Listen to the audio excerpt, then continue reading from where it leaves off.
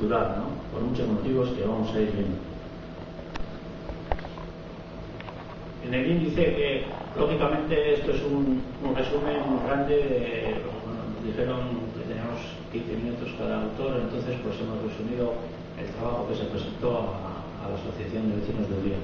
Entonces yo, bueno, la parte que me encargaron era un poco la parte de jardinería histórica de ese lugar, y bueno, pues tuve que estar mirando qué elementos importantes tenía los viveros de Uría, ¿no? Entonces, bueno, he hecho una memoria histórica, Ateorreta Uría como cuna de viveros, la necesidad de crear un espacio cultural ajardinado en el vivero de Uría, un vivero junto a una vasta cisterna. Ayer tuvimos la oportunidad, bueno, antes también nos enseñaron lo que son las cisternas, los depósitos de agua, que muchos no conocen. Turismo de jardines en Europa, ejemplos cercanos de conservación del patrimonio, patrimonio histórico de la horticultura ornamental. Horticultura, ¿no? Cultura de la huerta, del jardín, pues este año de capitalidad cultural, pues vino a cuento. Y protección del vivero de Uría.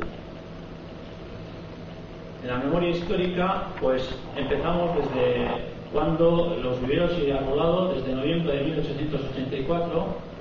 El Ayuntamiento de San Sebastián se esmeraba para instalar un vivero en las inmediaciones del depósito de agua de Miracruz, así lo denominaban, y se plantaron 500 olmos, justo donde ahora se quiere edificar. Para dar más amplitud al vivero, 2 años más tarde, el año 1886, el Ayuntamiento adquirió 2.200 metros cuadrados. O sea, iba adquiriendo terreno para crear los viveros. San Sebastián necesitaba embellecer con arbolado ornamental las calles del nuevo ensanche Cortázar. Y luego también, pues bueno, la avenida de la Reina San Sebastián, como veranero, pues ello también hizo que todo lo que era el ensanche, todo lo que era, pues hubo un urbanismo, los árboles ornamentales, pues se necesitaban para, de alguna forma, decorar la ciudad. Bueno, este es un alzado de lo que es ahora el depósito de aguas de Buscando. En lo alto se aprecia, pues, cómo pone depósito de aguas y la fecha de creación. Quiero unir lo que es las aguas con la planta ornamental. ¿Por qué? Porque los depósitos de agua ha sido un lugar de recepción del agua que venía desde San Pedro por dentro del monte Uría, que yo no sabía que había esa red, además para pasar personas desde casi el Faro del Plata, me decían, hasta lo que es el vivero de Uría, y ahí se recepcionaba el agua. Luego se dispersaba la ciudad. O sea, lo mismo que pasa con las plantas, los esquejes se generan en este vivero y luego sirven para dispersarlos a todos los jardines de la ciudad, con lo cual agua y planta ornamental generan en ese lugar madre, como dijéramos, para luego salir a los jardines. Este es el croquis de José Goicoa, el arquitecto que prácticamente es autor de todo San Sebastián, de esta época de crecimiento del ensanche Cortázar, y me imagino que si marco aquí se ve, ¿no? Sí. Así no me toca la vuelta. Este es el vivero con esos 500 olmos que en un principio dijeron, y aquí este depósito es el de Sololor, el primero que se hizo, con el acueducto, bueno, la entrada aquí de la... Este es un plano que está en la entrada de los viveros de Uría, y bueno, del archivo municipal del nuestro. ¿Esto por qué lo traigo? Bueno, quiero reflejar de alguna forma la importancia que tuvo en ese momento pues todo el tema del arbolado ornamental, ¿no? Esto es una máquina para trasplantar y transportar árboles que tiene, bueno, escribí un artículo en la revista de Arboricultura porque tiene muchas curiosidades. Fue adquirida por el Ayuntamiento de San Sebastián en la casa Eugène Brusnet de Saint-Claude, en Francia, el año 1896, por el Ayuntamiento de San Sebastián. Entonces era un carromato con unos cilindros en la cual se preparaban grandes árboles con sus cepellones estos cilindros con cadenas elevaban los árboles y los transportaban a los lugares de trasplante, ¿no? Entonces, aquí hay una anécdota, que es que Vicente Laffitte, que fue diputado general de Guipúzcoa, un hombre que trabajó mucho por la agricultura, era el abuelo del recientemente fallecido Vicente Zaragoza, el presidente de la Guardia de San Sebastián.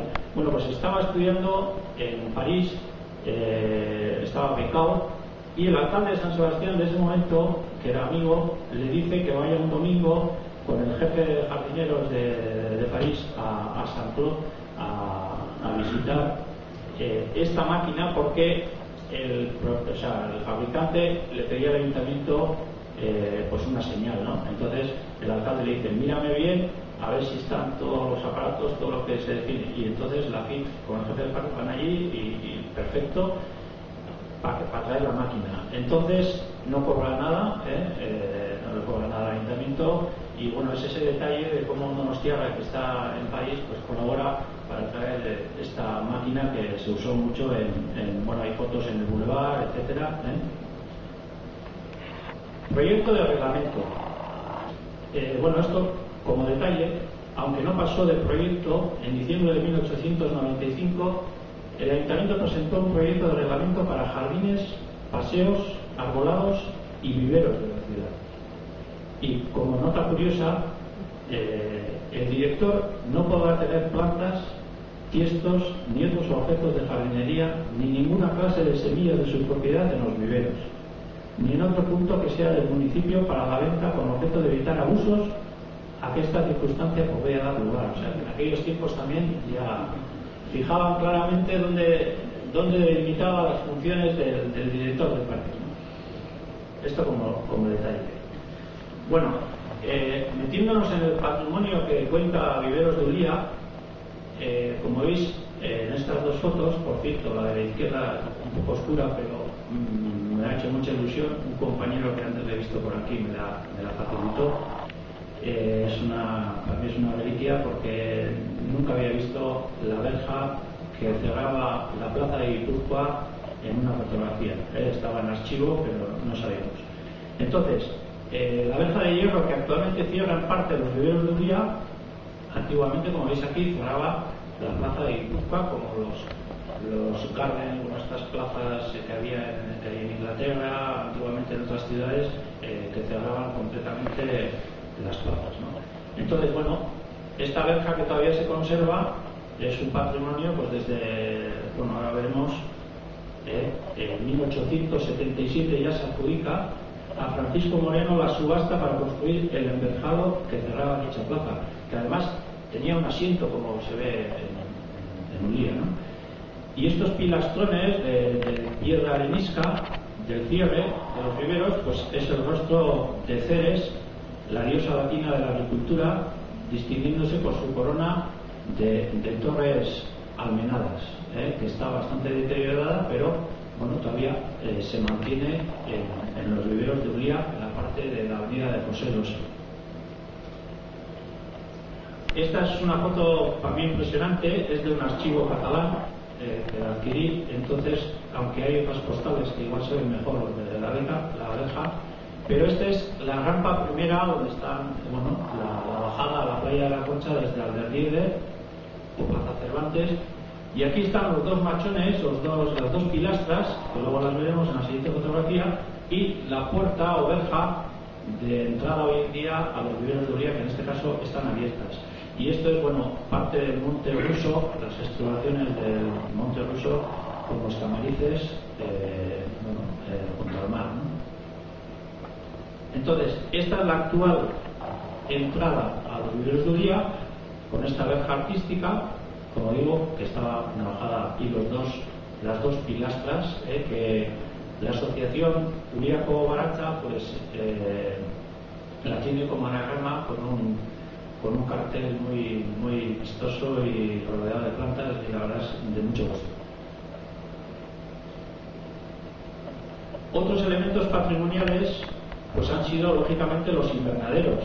En un vivero de plantas ornamentales pues se necesitaban los invernaderos. Entonces, en otro informe del mismo arquitecto municipal, Goicoa, emitido en julio de 1885, Pierre Lucas, nuestro famoso jardinero, pues que prácticamente hizo la mayoría de los jardines y puso vivero propio en Ategorreta, bueno, pues ya estaba al servicio del ayuntamiento, y junto con Goicoa, que trabajaron juntos muchos años, pues preparó un presupuesto para la construcción de un invernadero de hierro y cristal en los viveros municipales de Uría. Como veis en estos planos, dibujados por Goicoa, pues aprovechando las paredes para tener más calor, normalmente orientados al sur, pues era la tipología de invernaderos que se hacían en aquellos tiempos. Posteriormente, el año 1912, hay otro, bueno, aquí Benito Menéndez, que fue director de Parques y Jardines, presenta este plano con otro invernadero, como veis aquí también, con la pared está protegiendo, siempre buscando la máxima insolación, y siempre la piedra acumula el calor, entonces pues el calor y el frío, pero bueno, se aprovechaba luego un efecto invernadero. Otro plano que tenemos, y este es muy curioso porque gracias al encargado de aguas que vive en el propio vivero, Anchón Larrechau, luego vamos a ver una foto muy curiosa. Fijaros en esta sección de invernadero para la próxima fotografía que vais a ver. Bueno, este es otro invernadero que se hace en el año 33, porque hubo una parte de la carretera de Uría que se reformó y algún invernadero que debía haber ahí desapareció y hicieron este en su lugar. Bueno, pues esta fotografía que nos la ha aportado, que bueno, ha habido discusiones si era un niño o una niña, pero debía ser su hermano. Entonces, una foto de familia que para los que andamos indagando en archivos y tal, pues es una foto que indica cómo fue el invernadero que hemos visto en el plano anterior. Yo creo que será la única foto probablemente, por lo menos yo no conozco ninguna, ¿no? Desgraciadamente también desaparecido, no como en casos posteriores que vamos a ver, la conservación del patrimonio.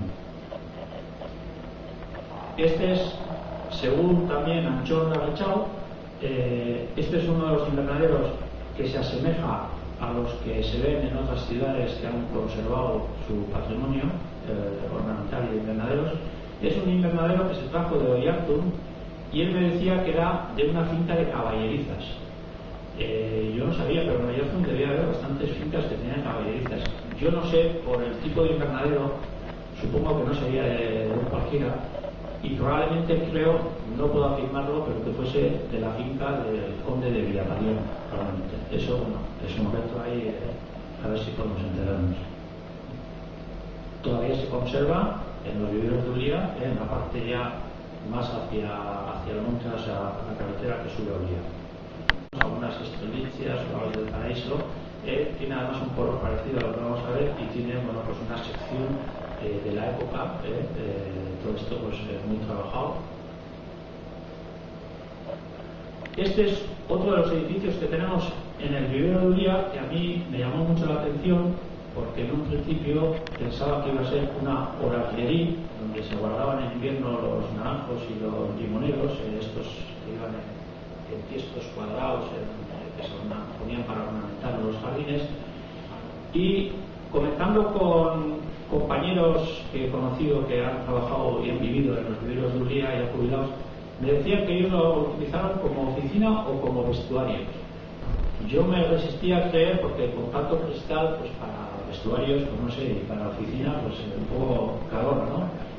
Entonces, al final, bueno, hablando también con Anchón Larrechau, que había vivido muchos años ahí, su familia, sus padres, etcétera, me decía que en épocas, pues no sé, cuando llovía o en invierno, lo que sea, las labores de esquejaos, de confeccionar mantas de cereal que se hacían para cubrir las cajoneras o para tapar palmeras, por ejemplo, pues aprovechaba este lugar, tenía luz y bueno, estaba en lo cubierto, ¿no?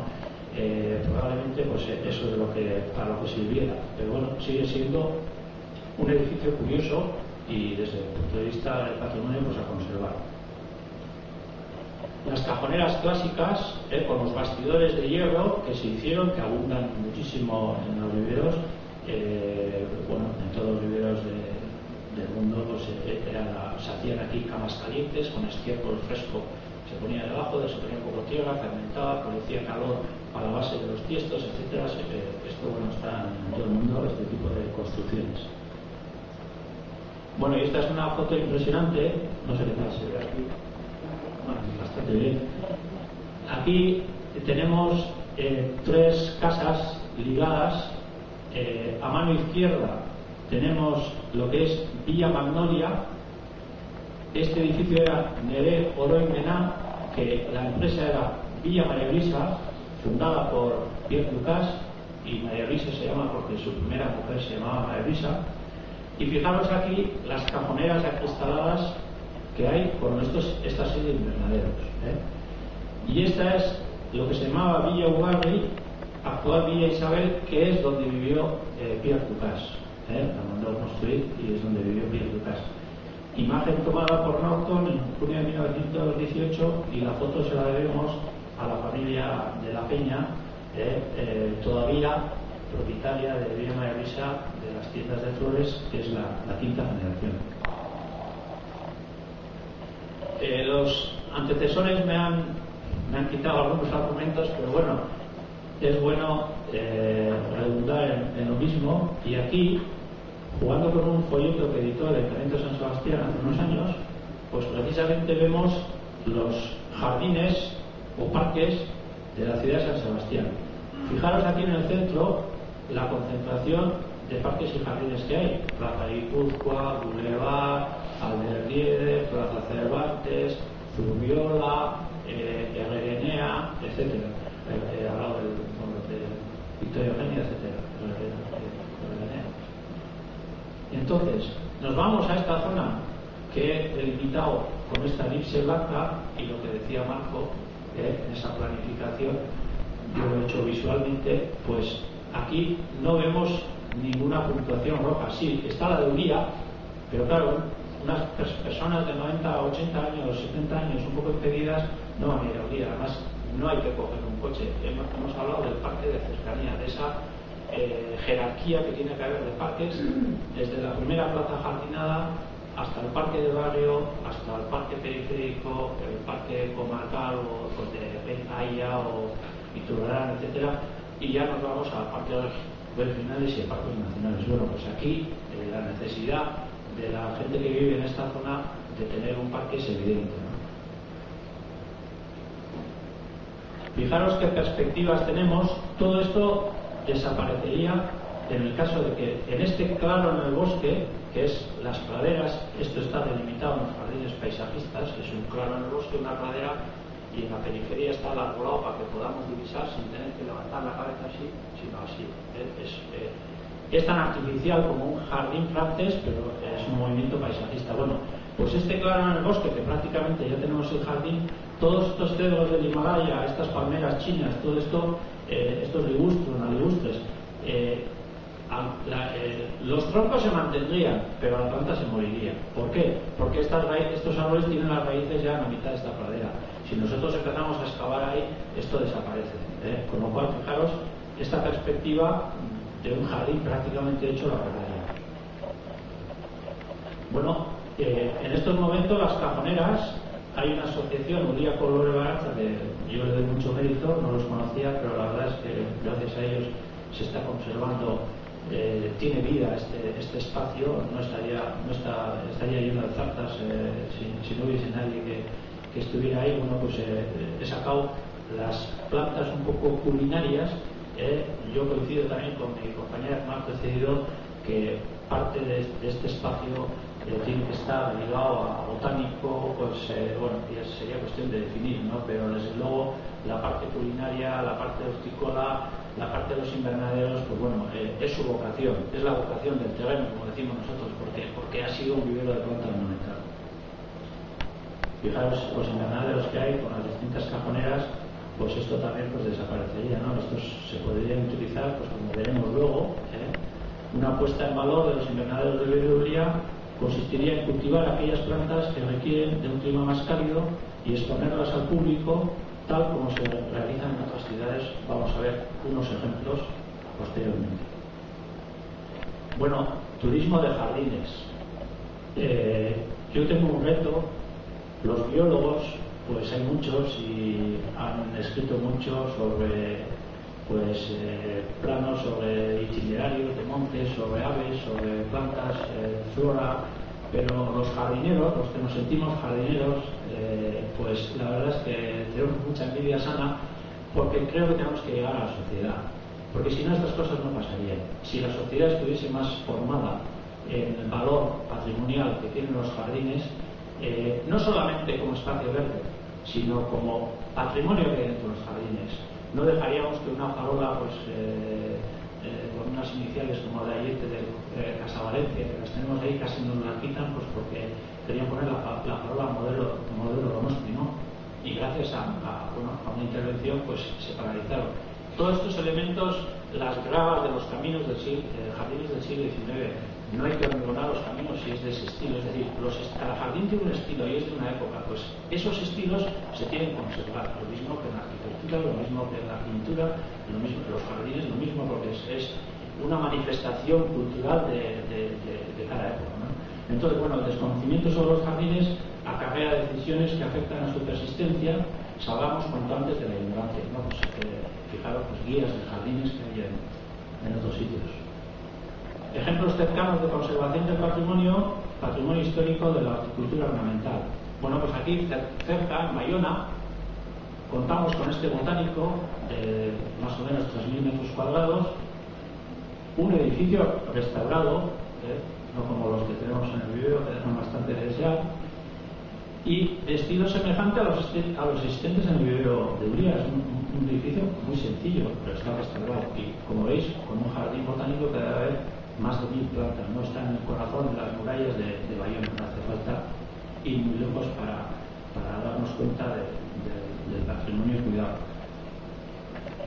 Los invernaderos del Jardín Botánico de Tours, en Francia estuve el año pasado de vacaciones, estuvimos en los invernaderos del Jardín Botánico de Tours, pues disponen de colecciones evolutivas que tienen por objeto informar sobre las plantas, que dan origen a los productos transformados, bueno, pues para plantas utilizadas todos los días, pues para la alimentación, frutos, legumbres, bebidas, especies, la industria, la cosmética, la farmacia. Bueno, esto, fijaros qué carteles más didácticos. Los franceses en esto tienen un gusto exquisito, con dibujos, pues saben comunicar muy bien, ¿no? Y divulgar. Entonces, bueno, pues esto está en los invernaderos del Botánico de Tours, por sus etiquetas, explicaciones, etc. Plantas exóticas en los invernaderos abiertos a la visita del público, que es lo que decíamos antes. Los invernaderos del vivero pues se podían utilizar para funciones de este tipo. Y bueno, esto es una exquisitez, porque bueno, esto es un chateau con un parque paisajista impresionante, un banquero que anduvo por la India, el príncipe jardinero le llaman, y adquirió este terreno, y bueno, parte del terreno se dedica a cultivar especies hortícolas, sobre todo los tomates y crisantemos, entonces bueno, está en el corazón del Valle de Loira y se llama el Château de la Bourdessière, entonces cultiva más de 650 variedades de tomates diferentes. Y no es broma, porque no soy acordeonista, pero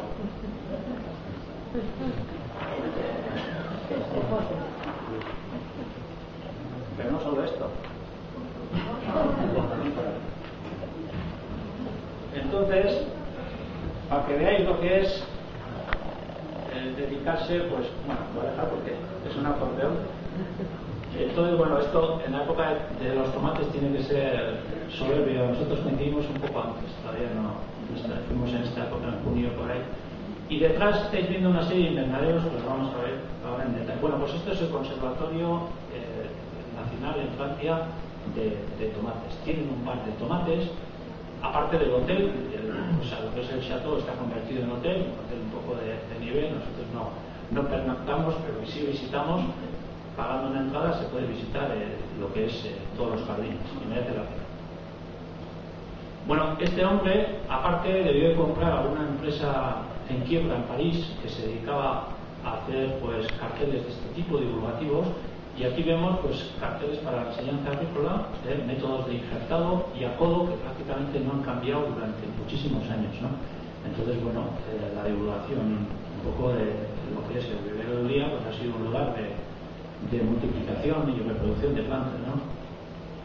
Y fijaros qué joyita de invernaderos están en este mismo lugar, con qué gusto están decorados, conservados.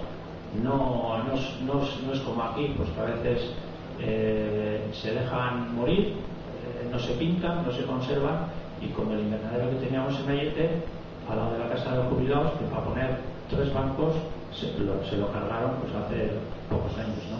Tenía su caldera, su cisterna de agua caliente para calentar. Pero bueno, es la diferencia. Yo no estoy haciendo política, yo no me meto con el alcalde que esté ahora, con el que estuvo antes, con el que estará después. Tenemos que intervenir para conservar el patrimonio, y distintamente no vamos contra nadie, vamos a defender el patrimonio de la ciudad. Hay varios invernaderos en esta finca y, bueno, invernaderos y cajoneras, patrimonio histórico a conservar. Fijaros, bueno, nos vamos a otro invernadero. Esto está en París, en un jardín botánico, en la zona del bosque de Bolonia, invernaderos de Artuil. Hay 4 o 5 invernaderos, y fijaros qué limpieza, invernaderos viejos, tan viejos como los que teníamos aquí, con qué carteles indicadores de divulgativos, con unos dibujos fantásticos, una limpieza total y, bueno, visitables. Fijaros de joya, y bueno, voy a aprovechar, aquí veis estos bancos pintados de verde, se llama verde carruaje. Yo tengo mucha manía, farolas antiguos. En los jardines antiguos no veis, normalmente no se ven blancos, se ven, en París sobre todo se ven verdes. ¿Para qué? Para que no resalte. La que destaca tiene que ser la vegetación en un jardín, y no los elementos inmobiliarios, que están bien, pero si es blanco pues destaca muchísimo y de alguna forma pierde lo que es, te descentra de lo que es la vegetación. Pues en Francia la mayoría en París son verdes. Aquí en la plaza de Guipúzcoa, si os fijáis también, las farolas de báculo torcidas también son verdes, verde carruaje, ¿no? Todavía existe esa pintura. Bueno, aquí veis un hibiscus en flor en los mismos invernaderos, y fijaros el detalle del aspecto didáctico, un libro guía explicativo plastificado con todas las plantas que se pueden observar, ¿no? Entonces, pues para de alguna forma educar a la gente en las variedades. Yo creo que, bueno, esto es un poco, bueno, esto es impresionante, es otro invernadero de plantas grasas y de cactus, cartáceas. Pues bueno, habría que buscar algún motivo, alguna idea para utilizar los invernaderos. Puede haber muchísimas ideas, pero bueno, en este caso pues estos tienen los invernaderos con distintas especies de zonas, lógicamente, de climas más cálidos, que necesitan más temperatura y más luminosidad, pues aprovechan estos invernaderos. Detalles de lo que hemos dicho antes, de los paneles con las especies, la procedencia, las características. Y bueno, el turismo de jardines, te digo, pues bueno, pues lo mismo, que se pueden visitar tanto externamente como hay botánicos que cuentan con estos invernaderos. En Lisboa tenemos las estufas también, famosas, pues bueno, son visitables. Bueno, en Valencia, el botánico, en Madrid, o sea, hay muchos sitios que cuentan con estos invernaderos. Pero bueno, es patrimonio, aunque los que tenemos en Ullía, quitando ese pequeño alargado, son bastante recientes, pero bueno, a conservar. Y por fin, pues en una vista externa, invernaderos integrados en un jardín, patrimonio histórico de la horticultura ornamental. Esto ya es un poco de primera división. Bueno, nosotros pues, nos conformamos con lo que tenemos. Y al final, la protección del vivero de Ullía, por todos los puestos hasta ahora, se propone que los viveros de Ullía, además de San Sebastián, sean clasificados y declarados por el gobierno vasco como un espacio cultural. ¿Por qué espacio cultural? Porque aparte del parque ha sido un espacio cultural del agua y de la planta ornamental. Depósitos de agua, flora ornamental, edificios, invernaderos y cajoneras forman parte de un conjunto indivisible, muy importante del patrimonio histórico de San Sebastián del siglo XIX. Por lo tanto, debemos de preservarlo como patrimonio cultural de la sociedad. Respetar también los ejes visuales que facilitan las perspectivas del paisaje y que permiten contemplar la flora ornamental existente gracias a los claros del bosque, es decir, a la pradera situada en la zona baja del vivero. La vista recorre grandes espacios sin obstáculos, produciendo una sensación de amplitud, y no como la clásica gente pues que va de vacaciones, se compra una palmerita o una haya y es así, y la pone delante de casa, y cuando ha esperado 20 años y está hermosa y está grande, pues le molesta. ¿Por qué? Porque la visual termina allí. En este espacio, por ejemplo, que estamos aquí, si plantamos un árbol en el medio, la visual se nos queda en el árbol. Si lo plantamos en la esquina, al final, en la periferia de la parcela, nuestra vista recorre todo este espacio y al final encuentra la sensación de amplitud es muchísimo mayor. Es un fallo que se comete en muchos jardines domésticos.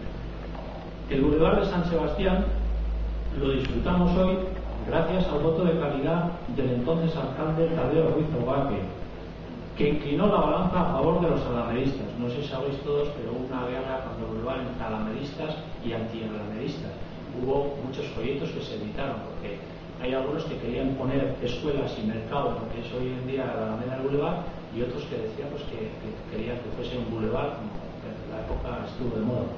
Y gracias al voto de este alcalde se inclinó a favor de los alameristas, de lo contrario, hoy estaría el boulevard construido. El Ayuntamiento de San Sebastián, el año que celebra la Cafetería Cultural, va a ser el responsable de la desaparición de gran parte de un vivero histórico como es el vivero de Uría. Vale, mira, es que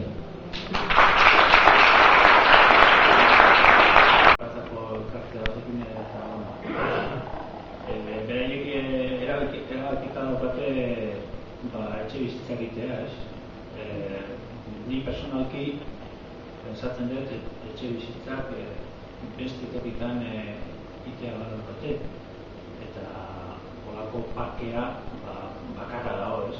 Orduan oso gogorra da erabakitzea kalifikatu egin duelako urbano bezala etxe bizitzako, ez? Ni ez dakit, ni ez naiz planeamiento, Markok ohituta dago, baina ni ez dut ezautzen Donostiko planeamiento generala nola dago, konkretuki izatik, deitu zidaten lan hau egiteko nire arduan, eta, ez dakit, argitzen egin nik behin ere duen pensatuko olako tokitan burutik pasatzea etxe bizitza egitea. Claro, ni formazioa daukat, eta ez naiz estanden normal bat naiz. Zatik estudiatu dut hortikultura jardineria, orduan, nire begia juten dira olako tokitara, ez? Orduan, baina, hortarako sentitu behar da olako tokia parke bat egiteko da, ez? Parke bat izan da, mitegi bat izan da, ez? Gaur egun desagertzea, udaletxeak ez da izan gertzatzen duen. No, para ver otro tipo de construcciones, son jardines, son obras de arte. Entonces, tenemos casos en Guipúzcoa. Yo personalmente peleé muchísimo con el Parque de Ayete, conseguimos al final que se declarara conjunto monumental, conseguimos que dos proyectos se echaran para atrás y al final se hizo un tercero para hacer la Casa de Cultura. Yo considero también que una Casa de Cultura se puede hacer en muchos sitios, pero no porque el suelo sea municipal y porque el claro en el bosque, con mucha ignorancia, como se decía, que no esa zona no era de Lucas porque no había anulado. No, precisamente Miramar delante no tiene anulado, la Torre Satrustegui delante no tiene arbolado, Ayete en su día no tenía arbolado. ¿Cómo va a tener arbolado si han edificado delante del mar? Lo que quieren ver es el mar, ver y ser visto. Gente de cierto dinero, de cierta, pues me gusta también ver las marismas. En su día Cristina Enea, cuando recién creado, todos los edificios están en lo alto. Eso viene desde Bramante, ya desde el Renacimiento italiano. ¿Por qué? Porque te alías al paisaje que te rodea. Una vez es el mar, otras veces es una ribera, otras veces es un río. Entonces ligas el jardín, tú desde tu casa estás viendo ese paisaje. Por eso los edificios están en lo alto y en las vistas principales no pones a tu lado, porque si no te cierras tú mismo. Entonces esa característica tan elemental, pues bueno, en Ayete pues se puso lo que era la Casa de Cultura. Y bueno, pues ya no es en Irún pasó lo mismo, en Villa Mendívil, que era del AL, pues hicieron el Conservatorio de Música soterrado al lado de la villa, ¿no? Con lo cual todo el encanto de ese jardín ya dejan de ser jardines, ya son suelos inmobiliarios para dependencias. En Arrasate hicieron un anfiteatro. ¿Qué pasó? Pues bueno, y termino, que se me va a alargar. Cuando viene la democracia, pues los ayuntamientos se encuentran con que necesitan dotaciones culturales de todo tipo, pues desde hogares de jubilados, bibliotecas, pues eso, un conservatorio, etcétera. Y va a hacer un anfiteatro también en un jardín de casi del Renacimiento, ¿no? Claro, son terrenos que son del ayuntamiento, son gratis, pero son para jardines, no son para... Bueno, un poquito esta es la reflexión.